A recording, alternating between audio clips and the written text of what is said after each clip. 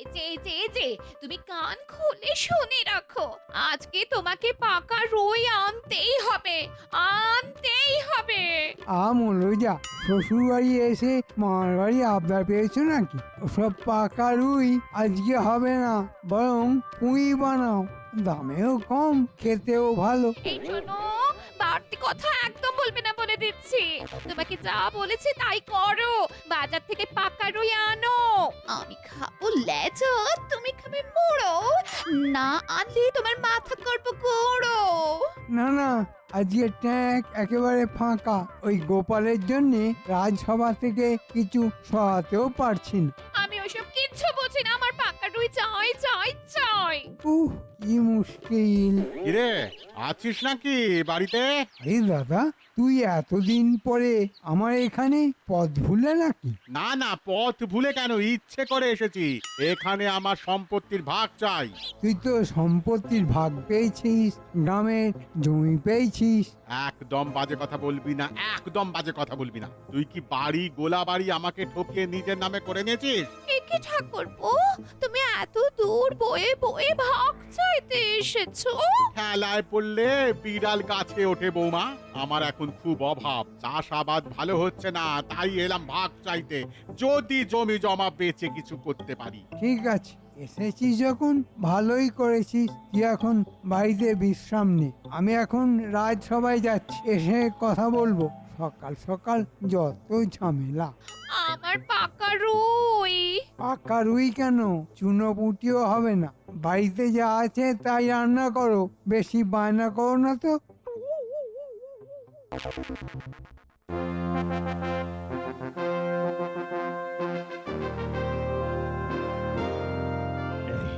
এই দেখো, এই চিত্রটা দেখো। আমার ছোটবেলার ছবি দেখো। একই মহারাজ, এটা অনেক পুরনো ছবি বলে মনে হচ্ছে। আপনি কোথা দিয়ে পেলেন? মাটি খুঁড়ে বের করলেন নাকি মহারাজ? তুমি মেলা হরণ কেটো না তো গোপাল। এই দেখো দেখো দেখো, এটা আমার মা, এটা বাবা, আর এটা দাদু, আর আমি এই যে এইটা। এটা কে মহারাজ? মহারাজ ওরকম গুম মেরে গেলেন কেন? ওটা আমার দাদা, যে ছোটবেলায় হারিয়ে গিয়েছিল মেলাতে। মহারাজ আপনি এরকম ভাবে কাঁদবেন না, আপনার কান্না দেখলে আমাদের খুব কান্না পায় মহারাজ। কই মহারাজ, দেখি দেখি ছবিটা আমায় একটু দেখান, একটু দেখি। এই তো সুযোগ।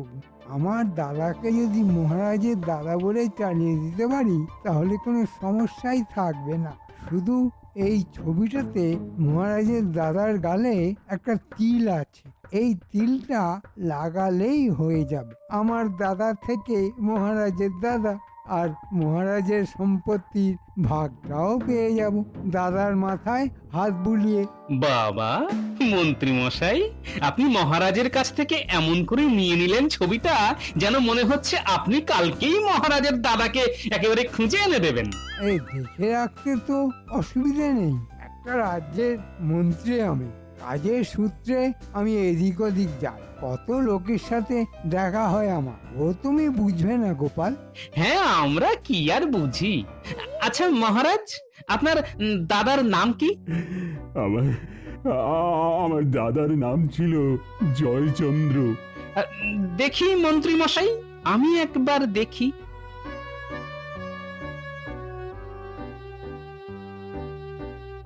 না মহারাজ, আমিও কোনোদিন আপনার দাদার মতো কোনো লোককে চোখে দেখেছি বলে তো মনে হচ্ছে না। দেখলেও বা চিনবে কি করে? এটা আমার দাদার অনেক ছোটবেলার ছবি। এখনো কি আর ওকে দেখতে এরকম আছে? দাদা মহারাজ আপনি ওরকম ভাবে কাঁদবেন না। দেখুন মহারাজ। হ্যাঁ মহারাজ, রাজার কান্না রাজ্যের অমঙ্গল ডেকে আনতে পারে, আপনি কাঁদবেন না। মহারাজ, আপনি কাঁদলে গ্রহ নক্ষত্র সব ঘুরে যাবে, আপনি কাঁদবেন না লক্ষ্মীটি। মহারাজ আপনার যদি ভাগ্যে থাকে তবে নিশ্চয়ই একদিন দাদার দেখা পাবেন। এখন এখন সবই ভগবান ভরসা। না, আজ আর ভালো লাগছে না। তোমরা সবাই এসো তো, এসো। আজ রাজসভার এখানেই ছুটি। কিরে দাদা, পারবি তো? হ্যাঁ পারবো, আমি আসলে গ্রামে থাকি তো, বুঝলি কি না? তোদের মতো তো এত চালাক চতুর নই। যদি কিছু একটা ভুল করে বসি। সেসব নিয়ে তুই কোনো চিন্তা ভাবনা করিস না, আমি তোকে সব শিখিয়ে পড়িয়ে নেব। তাহলে ঠিক আছে। আমাকে এখন একটু বেরোতে হবে। আমাদের এখানে একটা নামকরা যাত্রা দল আছে, ওদের কাছ থেকে কিছু সাজ পোশাক আর একটা নকল তিল আনতে হবে। মহারাজের দাদার গালে তিল ছিল। ঠিক আছে, তুই যা, আমি একটু বিশ্রাম করি।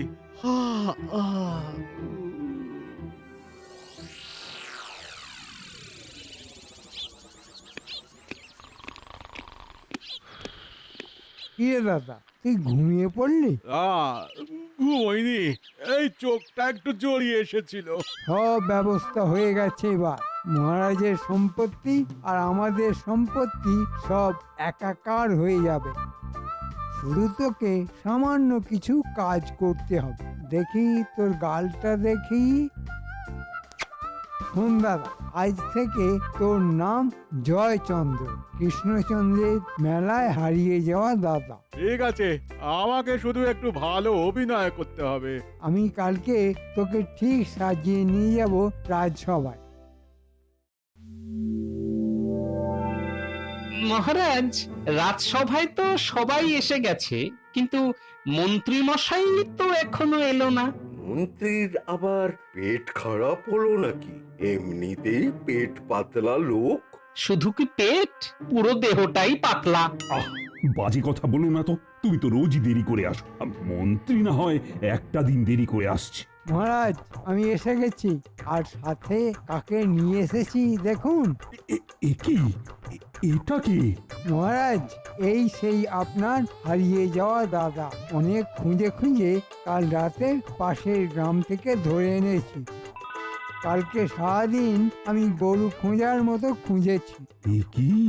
আমার দাদা পাশের গ্রামেই ছিল, অথচ আমি জানি না। সত্যি তো একেবারে আমার দাদার মতো দেখতে। সেই তিল। হ্যাঁ, এই তো আমার দাদা। আরে কৃষ্ণ, আমি তো সেই তোর মেলায় হারিয়ে যাওয়া দাদা রে। হ্যাঁ, সেদিন মেলায় হারিয়ে গিয়েছিলাম, ওই যে জিলিপির দোকানের পাশ থেকে। তোদের কত খুঁজলাম, তবুও পেলাম না। তারপর একটা বাদাম ভাজার দোকানদার আমাকে তুলে নিয়ে যায় বহু দূরে। বছর খানেক হলো আমি পাশের গ্রামে এসেছি, বিয়ে করেছি ওই গ্রামেরই এক মেয়েকে। এ তো পুরো গল্পের গরু গাছে উঠে গেছে। মহারাজ, বুঝলেন তো, এটাই আপনার হারিয়ে যাওয়া দাদা। দাদা, তুমি পাশের গ্রামে কি বরাবর থাকো? না রে কৃষ্ণ, বছর খানেক হলো আমি এই গ্রামে থাকছি শ্বশুর বাড়িতে। আমার তো সব থেকেও কিছু ছিল না, বাড়ি ঘর রাজ্যপাট কিছুই তো ছিল না।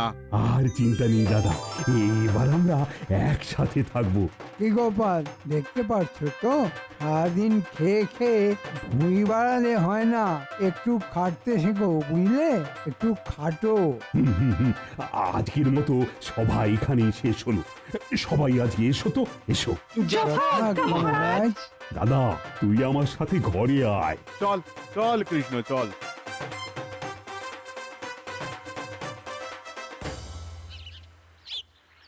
আচ্ছা, মহারাজ যে ছবি দেখিয়েছিলেন সেখানে ডান গালে তিল ছিল, কিন্তু এর তো দেখছি বাঁ গালে তিল। মানুষ বড় হয়ে গেলেও তিল তো একই দিকে থাকবে। ব্যাপারটা বড্ড গোলমেলে লাগছে। যাই, বাড়ি গিয়ে ভাবি।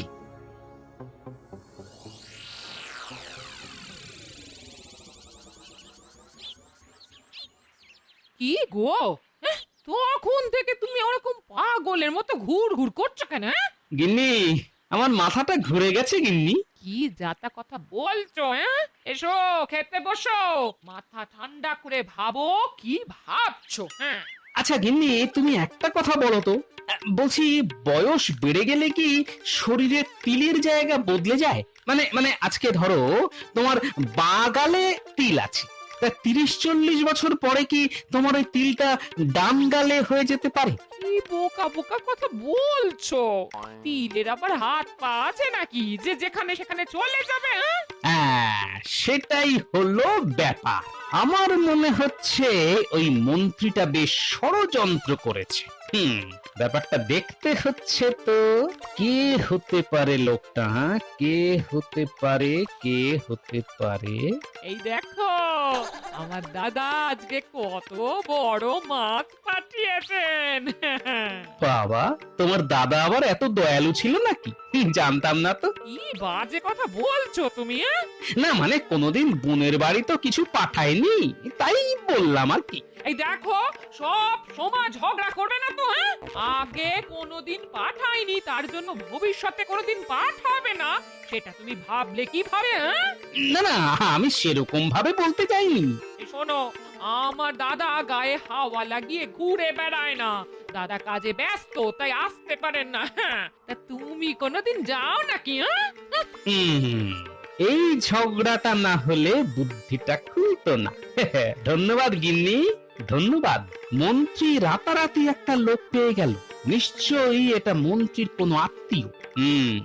নজর রাখতে হবে, কারণ তিল দেখে তো আমি নিশ্চিত যে ওটা মহারাজের দাদা নয়।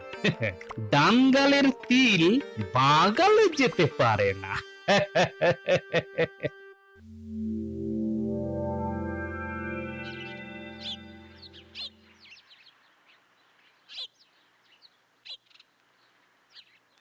কি রাজসভা শেষ হয়ে গেছে, এখন মন্ত্রী মশাই আর ওই লোকটা কি এত প্রাণের কথা বলছে? না না, একটু ব্যাপারটা লক্ষ্য রাখতে হবে মনে হচ্ছে। ব্যাপারটা বেশ সন্দেহজনক মনে হচ্ছে। মহারাজের এই নতুন দাদা আর মন্ত্রী দুজনে কোথায় যাচ্ছে, একটু পিছু নিয়ে দেখি তো। দাদা শোন, এই সুযোগ মহারাজ তোকে একেবারে নিজের দাদা ভেবে নিয়েছেন, আর কোনো ভয় নেই। বল ভাই, এখন কি করতে হবে সেটা বল। তোকে বিশেষ কিছু করতে হবে না।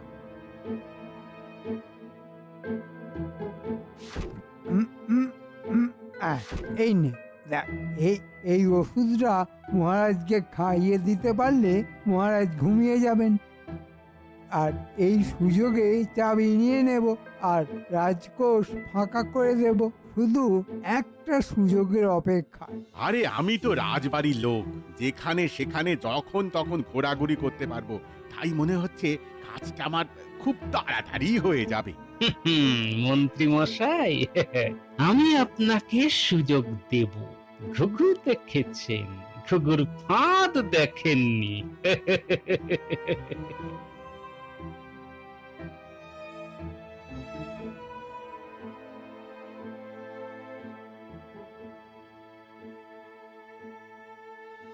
মহারাজ, আপনার দাদা তো ফিরে এলো, তার জন্য আমাদের একটা ভুরি ভোজ পাওনা আছে যে। হ্যাঁ মহারাজ, একটা সামান্য হলেও খাওয়া দাওয়ার আয়োজন করা উচিত ছিল। দেখুন তো আপনার দাদার দিকে, উনি হয়তো ভাবছেন আপনি এখনো খুশি হননি। উনি এসেছেন বলে কথা। হ্যাঁ কৃষ্ণ, একটা খাওয়া দাওয়ার আয়োজন কর, তাহলে তো বেশ ভালোই হয়। সেই ছোটবেলায় ভালো মন্দ খেতাম, অনেক দিন ভালো মন্দ না খেয়ে খেয়ে না পেটে একেবারে চড়া পড়ে গেছে। ঠিক ঠিক বলেছ গোপাল, আমার উচিত ছিল। না না না না না, কালকেই আমি একটা ভোজের ব্যবস্থা করব। কি দাদা, খুশি তো? হ্যাঁ হ্যাঁ, খুব খুব খুশি, খুব। এই সুযোগেই তো ছিলাম, কালকেই কাজ হয়ে যাবে। চলো তাহলে, আর আমিও তাহলে অন্দরমহলে যাই।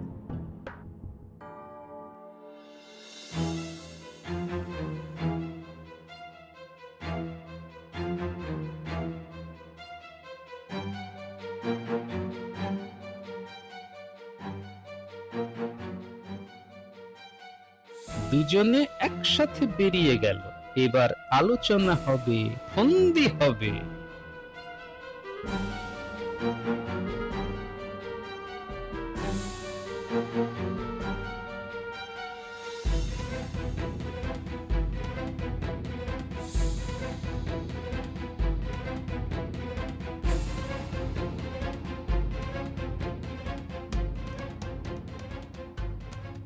এ কি গোপাল, তুমি আমার ঘরে? আস্তে আস্তে মহারাজ, কালকে খাবারের সময় শুধু আপনার থালা থেকে খাবারটা ওই মন্ত্রী মশাই না হলে আপনার দাদাকে খেতে বলবেন, কেমন? কেন কেন গোপাল? শুনুন মহারাজ, এই যে মন্ত্রী মশাই আপনার দাদা বলে যাকে পরিচয় দিয়েছেন, তিনি আসলে আপনার দাদা নয়। এ কি কথা বলছো তুমি গোপাল? হ্যাঁ মহারাজ, আমি ঠিক কথাই বলছি। না না না, ওর গালে তো আমার দাদার মতনই একটা তিল আছে। ওই তিল দিয়েই তো তাল করার উদ্দেশ্যে আপনার দাদা হিসেবে এখানে এসেছে। কি বলছো গোপাল? আমি তো ঠিক বুঝতেই পারছি না। তিলটা যে গালে থাকার কথা সেই গালে নেই। আপনি একটা ছবির সাথে মিলিয়ে নেবেন।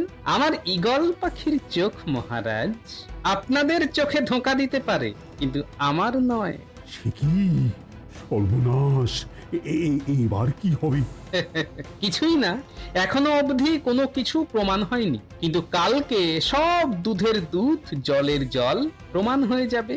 ওরা অনেক বড় ষড়যন্ত্র করেছে আপনাকে ঘুমের ওষুধ খাইয়ে সিন্দুক ফাঁকা করার। সর্বনাশ! আমি এক্ষুনি বেটাকে বিদেয় করে দেব। তাহলে তো মহারাজ মন্ত্রী মশাইয়ের দোষ হাতে নাতে প্রমাণ হবে না। আমি যেরকম বলছি আপনি ঠিক সেই রকম করুন, তাহলে সাপও মরবে আর লাঠিও ভাঙবে না মহারাজ। আচ্ছা আচ্ছা, বলো বলো বলো। শুনুন,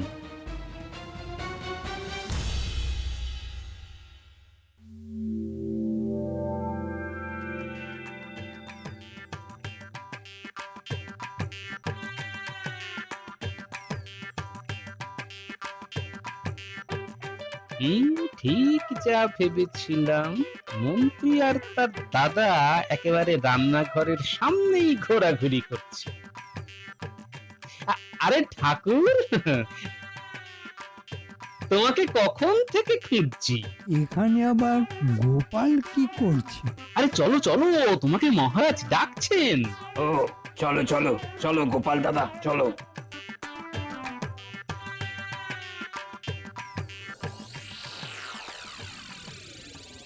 বাহ, এই তো সুযোগ। দাদা, কাজটা তাড়াতাড়ি করতে হবে।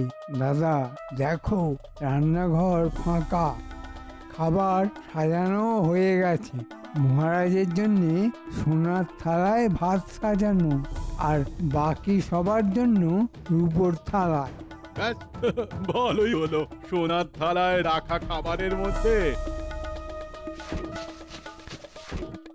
ঘুমের ওষুধটা মিশিয়ে দিলাম। এখন রানীমাও বাড়িতে নেই। মহারাজ খাবার খেয়ে ঘুমিয়ে পড়লে আমরা কাজ সেরে নেব। যাই, এখন চলে যাই, নইলে ওরা বুঝে যাবে।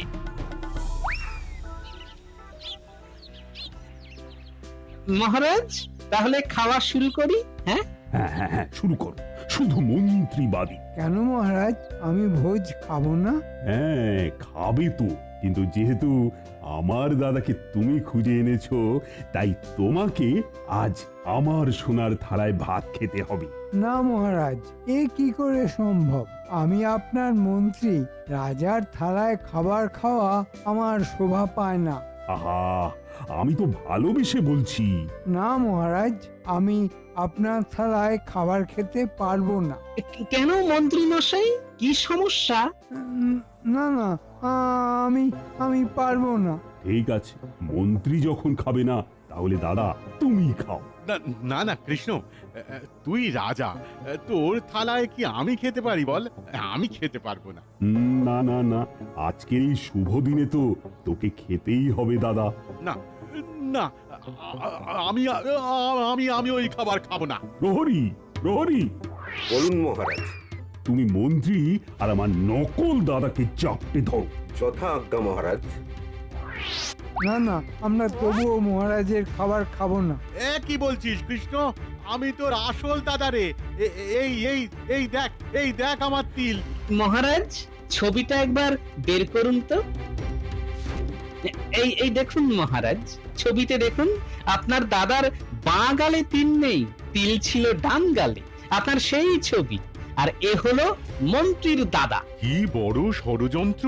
ছি ছি ছি ছি, মন্ত্রী তুমি এত বড় ধনীবাজ! ছি ছি ছি, সম্পত্তির লোভে এইসব! যাচ্ছি। গোপাল আমাকে সব বলেছে।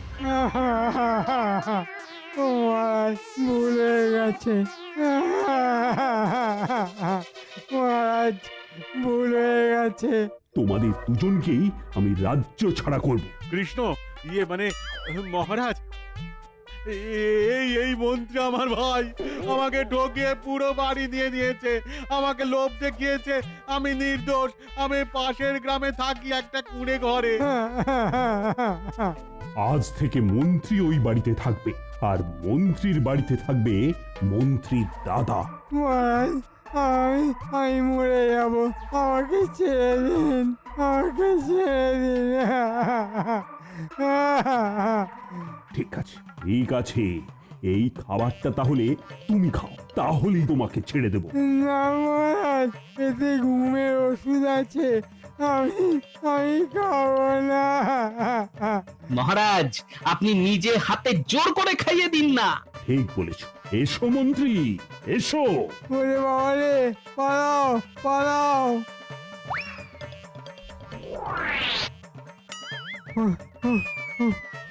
ওরে বাবা রে, পালাও পালাও। ওরে বাবা রে, পালাও পালাও।